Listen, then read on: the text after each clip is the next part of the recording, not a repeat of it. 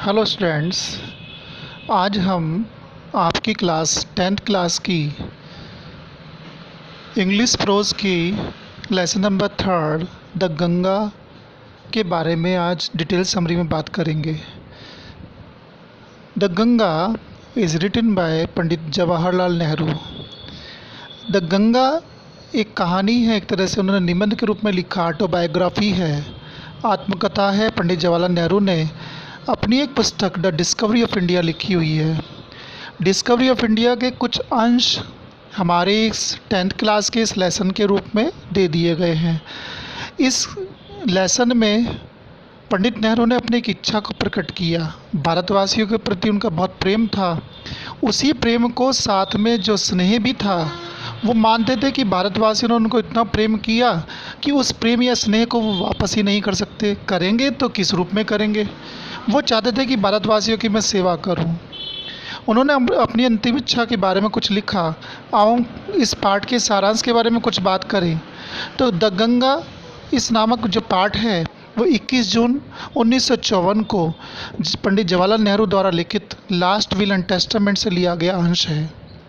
भारतीयों से उन्हें असीम प्यार और स्नेह प्राप्त हुआ है। इसके लिए वे अपने आप को भाग्यशाली मानते हैं। वे अपनी ओर से यह भी विश्वास दिलाते हैं कि भारत के लोग जीवन के शेष क्षणों में भी अनेकों अपने स्नेह के अयोग्य नहीं पाएंगे। वे अपने सभी सहयोगियों और साथियों के प्रति भी आभार प्रकट करते हैं, जिन्होंने महान कार्य में उनके सुख और दुख में उनका साथ दिया। नेहरू जी ने अपनी वसीयत में मृत्यु के पश्चात अपने शरीर का दाह संस्कार करने की इच्छा प्रकट की है। उन्होंने कहा, यदि मेरी मृत्यु विदेश में हो जाए तो मेरा दाह संस्कार वहीं कर दिया जाए और मात्र मेरी अस्थियां इलाहाबाद भेज दी जाए। उन्होंने इच्छा प्रकट की कि उनके शरीर की मुट्ठी भर राख वहाँ गंगा नदी में प्रवाहित कर दी जाए। वे कहते हैं, गंगा में राख प्रवाह की इच्छा उनकी किसी धार्मिक भावना के कारण नहीं है, बल्कि इस कारण है क्योंकि उन्हें गंगा से बचपन से ही लगाव था। यह लगाव बड़ा होने के बाद साथ साथ बढ़ता चला गया। उन्होंने ऋतुओं के बदलने के साथ साथ गंगा के रूप को, उसके स्वरूप को बदलते देखा है। नेहरू जी को गंगा से अत्यधिक प्यारी लगने का एक अन्य कारण यह भी था कि यह भारतवासियों की प्यारी नदी है। उनके अनुसार यह भारत की प्राचीन संस्कृति और सभ्यता की प्रतीक भी है। भारतीयों की जातीय स्मृतियाँ, आशाएं और आशंकाएं, उनकी विजय पराजय गंगा के साथ गुथी हुई है, बंधी हुई है। वे इसको भारत की महान सांस्कृतिक धरोहर का प्रतीक भी मानते हैं।